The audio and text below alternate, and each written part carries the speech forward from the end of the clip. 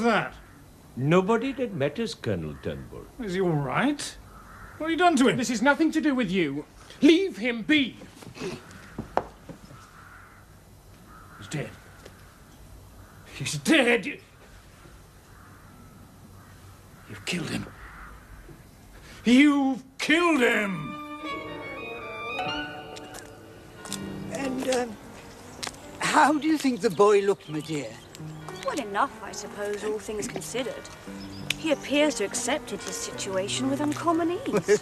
He'd not want anyone to think otherwise, of course. But his is a curious nature, you know, Charlotte. Intense, mercurial, subject to violent extremes, as indeed was his father. Added to which he has reached that most unsettling age between boyhood and manhood. You do think he'll be all right? Oh, I think so, although I fancy we may find his behavior somewhat erratic over the next few weeks. I'm afraid that living with Aunt Rachel won't be of much help to him. Oh, it's a pity we can't do something. We can, of course we can. We can be sympathetic and understanding, although I know he can be extremely irritating.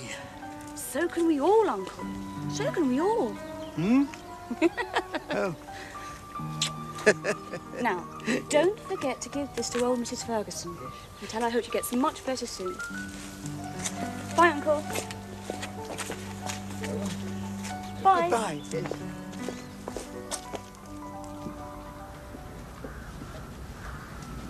Yeah, he's coming round. Then all is well. Give him a glass of water. You need stay no longer, Colonel. This is no concern of yours.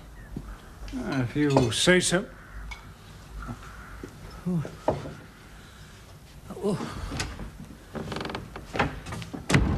Whatever happened? You had a bit of a turn, old chap. Suddenly, I couldn't breathe. That's not like me at all. Too much wine, I shouldn't wonder. You'll be all right. Here, drink this. Jasper, Ranjit, I'm sick to death of being on my own. Oh, I'm sorry. I didn't know there was anyone here. It's all right, Aunt Elizabeth. We've just been regaled with some of the great crime stories of the century. But you know, you really should stay in your room. You recall what the doctor said about overtaxing yourself. I say, lovely lady, I know you. I am certain that a man such as yourself, who spends his time traveling the country, must frequently meet people whom he mistakenly believes he has met before. Is that not so? Well, yes. I suppose I could be wrong. Jasper! He's gone! He's gone! We can't have got very far. He's probably in the woods. Come on!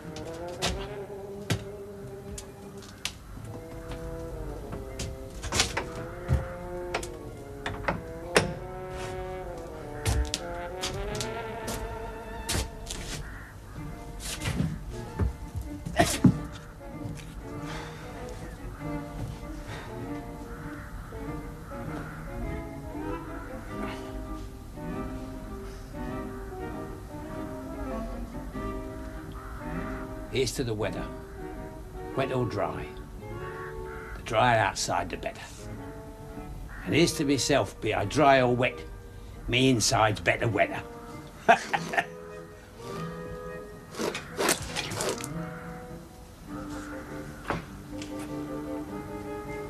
Who's there?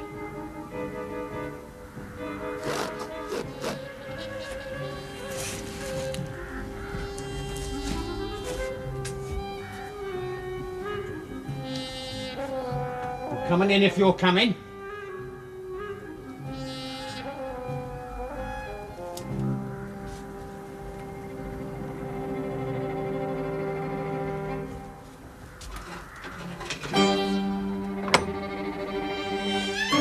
Hello. What are you doing here?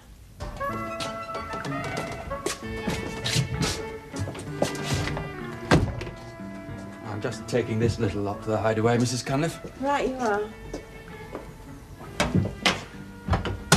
Letter from a distant suitor, Mrs. C. Why, Mr. Holmes, however, did you know?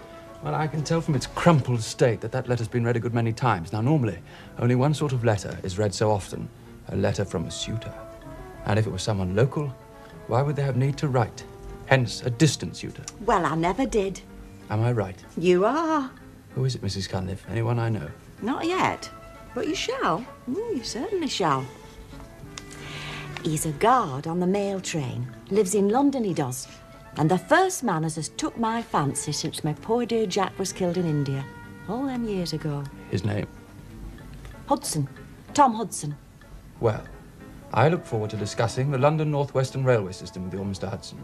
There are one or two points about its operation that do need clarification. That's well. I'll get this thing out of here, Mrs. Cunliffe. See you later.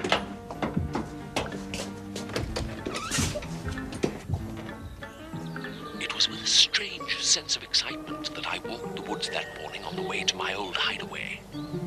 They looked different now. Their ancient homeliness had gone, and the old woodman's hut in which formerly I had played my childhood games now represented for me at once a refuge and an outpost secretly established in hostile country.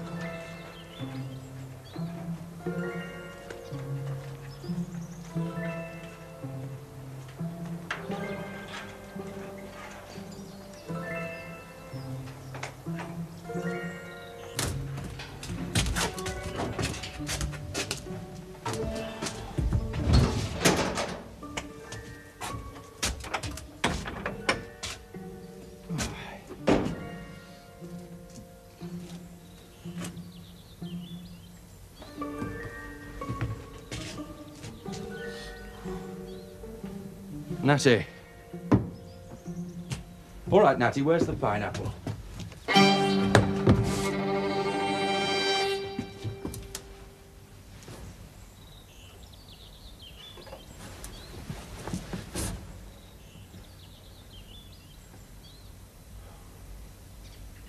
Poor Natty.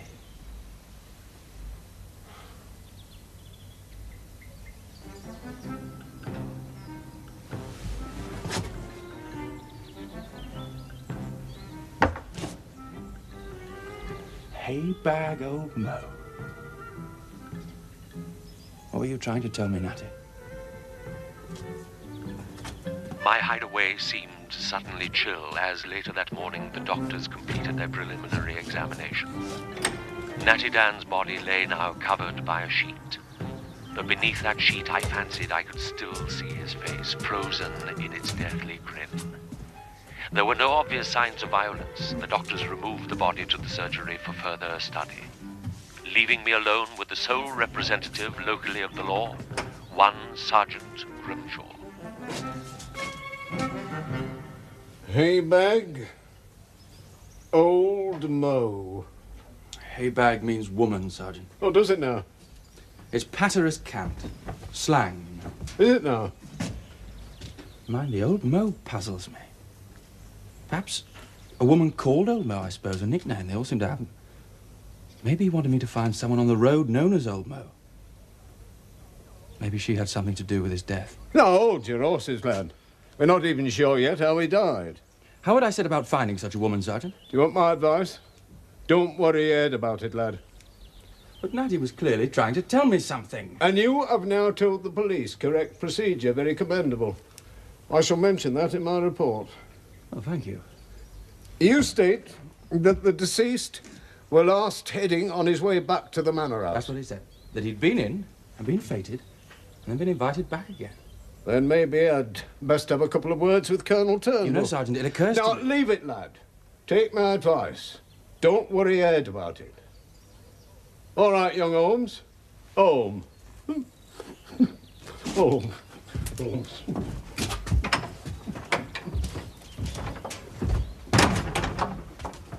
Silly ass. Sergeant Grimshaw, sir. Ah, what brings you here, Grimshaw? Poachers or the police charity? Neither this time, sir. Damn glad to hear it. Between them, they'll bankrupt me. Well, speak up, man. What is it? There were peddlers seen in the neighbourhood yesterday. I wondered if he might have called here. Now, the devil should I know, man. Besides, I wasn't here yesterday. I wondered if I might have permission to question your servants, sir. Well, as long as it doesn't interfere with their duties, by all means. You can start with me, bearer there. Ranjit, did you see a peddler fella yesterday? What sort of peddler was it, by the by? A running patterer, sir. Ah, mendacious murders and impossible robberies, with little regard to either truth or propriety. Oh, Ranjit, did you see such a fellow yesterday? Yes, sir. One did call. And? We sent him away, sir. I suppose nobody, for any reason at all, invited him in? In, sir. No, silly question. And he appeared to be in good health when he left here? As far as one could tell, sir. There's just one other thing. Was this his only visit? Or had he been by any chance here before? Why all the questions, Grimshaw? This man was found dead this morning, sir, in the old forester's hut in the woods. Was he now? Who found him? Young Sherlock Holmes from down the village. And do you know what killed him? Not yet, sir, no. Oh, well, I think that's everything, so with your permission, Colonel, I'll be getting along. Oh, there were one other thing. You didn't answer my question. Had he been here before? No, sir, he had not. Well, thank you. Well, sorry to have disturbed you, Colonel. Good day.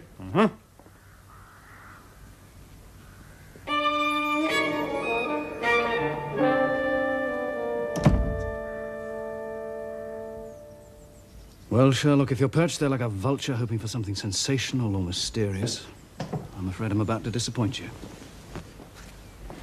It's natural causes, George. As I thought, heart failure induced by tetanus. As you thought? By Jupiter, I told you that the minute I clapped me ogles on him back in the hut. Yes, well, one has to be certain, George. I was certain. I've already filled in the certificate. His face, that horrible expression. Ah, what you saw there, young'un, is what we call the Hippocratic smile. The old risus sardonicus, as the ancients called it. Yes. Extreme muscular contraction is a characteristic of tetanus. The expression is caused by a spasm of the facial muscles. Muscles go hard as a ball. Yes, that'll do, George. And what would be the cause? May I tell him, Johnny? Or are you afraid that my description might offend his delicate sensibilities? No, you can tell him, George. Just try not to be too lurid about it. In a word, young'un, dirt. From the smallest wound, soil, manure, road sweepings, even something as simple as a scratch from a thorn has been known to prove fatal. Sergeant Grimshaw is here to see you, John. Oh, I'm sorry to disturb you, Doctor. Any news yet? Yes, Sergeant, it's natural causes. Dr. Sarbatz has done your certificate. Yes, well, I've just slapped my moniker on it.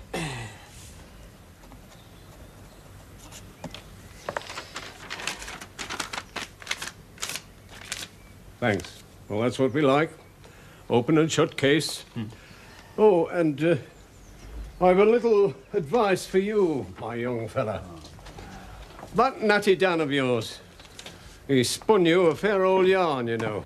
He only went up to the manor house once, and then he didn't so much as put a foot across the threshold.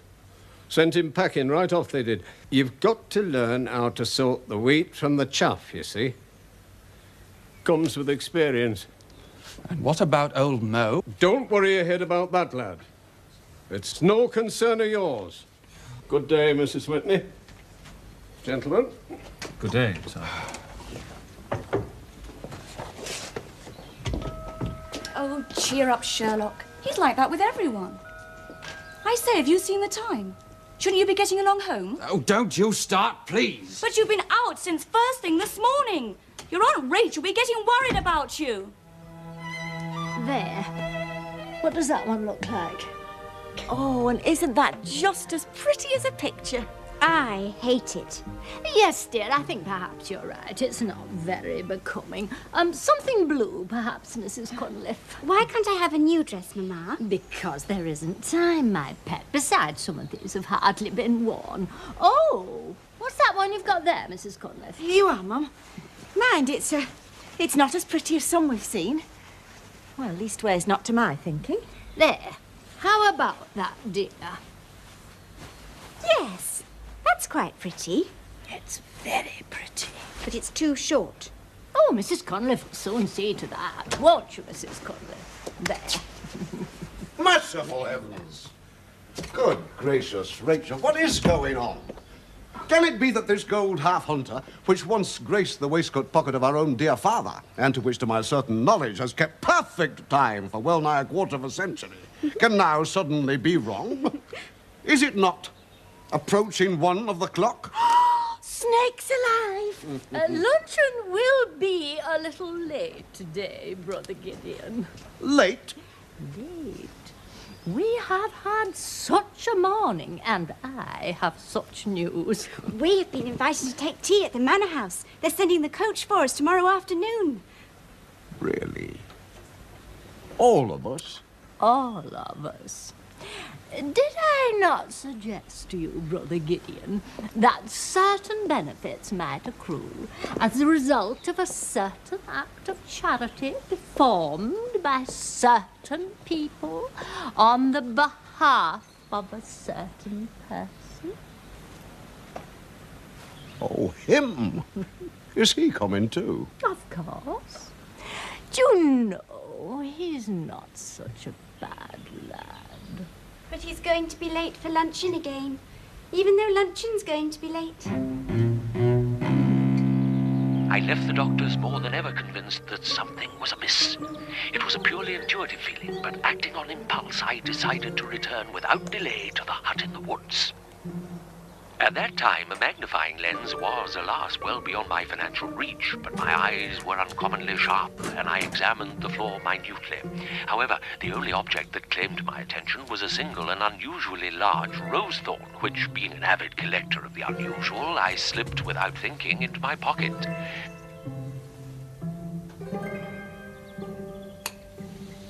I then stepped outside the hut again.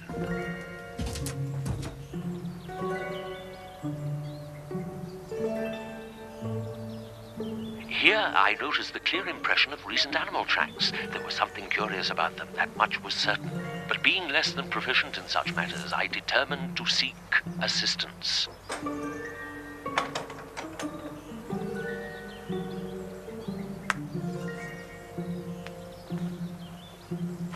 Thus, I set off in search of a perpetually elusive acquaintance of mine who in earlier days, when he'd been employed briefly by my father, had become my companion and mentor in the study of country law.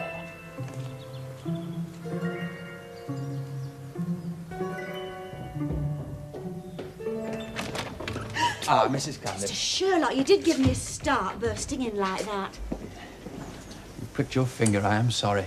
Now, Mrs. Cunliffe, do you happen to know if New Bugs is still in the neighbourhood? Oh, Mr. Sherlock, you're never going to take up with that dirty rapscallion again. Mrs. Cunliffe, I know very well your poor opinion of the boy, but is he in the neighbourhood? Well, on and off. When his father doesn't thrash him, he stays. When he does thrash him, he goes. Then has he thrashed him in the last day or two, do you know? About 3 days ago last, as I heard it. And he ran. I'm sure I wouldn't know where to find him. Ah, well, I would, Mrs. Cunliffe. Thank you. Oh, Sherlock, so there you are. Ah, I'm very sorry I wasn't in for lunch. It completely slipped my mind. Never mind about that now. I'm sure we can forgive you just this once. Sherlock, the Turnbulls have invited us all to take tea at the Manor House. Have they indeed? What in heaven's name are they up to, I wonder? Well, there's gratitude for you. Very sorry, I must go. Well, I never did. Mrs. Conley, have you any idea where he's going to? I'm afraid he's going to find that new Bugs, Mum. Oh, really? That boy would try the patience of a saint.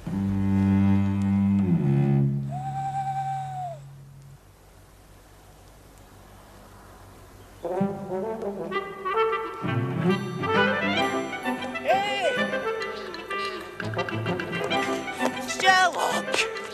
Hello, Newbugs. Pleasure to see you. Have you any idea what sort of dog? Ooh, a big dog. Yes, but I can see that, Newbugs, but what kind of dog? Look, retriever. Ordinary Labrador retriever. No, not an ordinary retriever, Newbugs. Eh? Look, 2 hind feet, front left, no front right. A 3-legged retriever, Newbugs. How many legs have I got? 2. And how many prints am I making? A 4-legged dog that walks on 3 legs, but why? I've known a fox do it. He had a thorn in his paw. A dog with a thorn in its paw.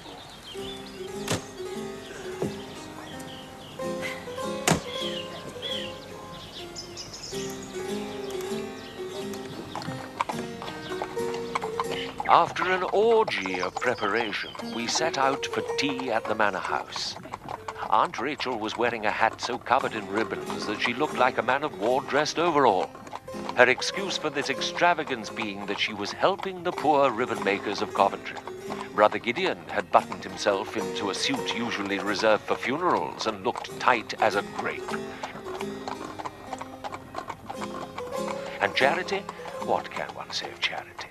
She looked the same as ever, a highly gilded pill. I endeavored to make myself inconspicuous, a task rendered difficult by Aunt Rachel's determination that we be seen by as many people as possible. The carriage has come into view, Colonel. Then prepare to admit them, Ranjit. We are quite ready for them, and we shall make them truly welcome.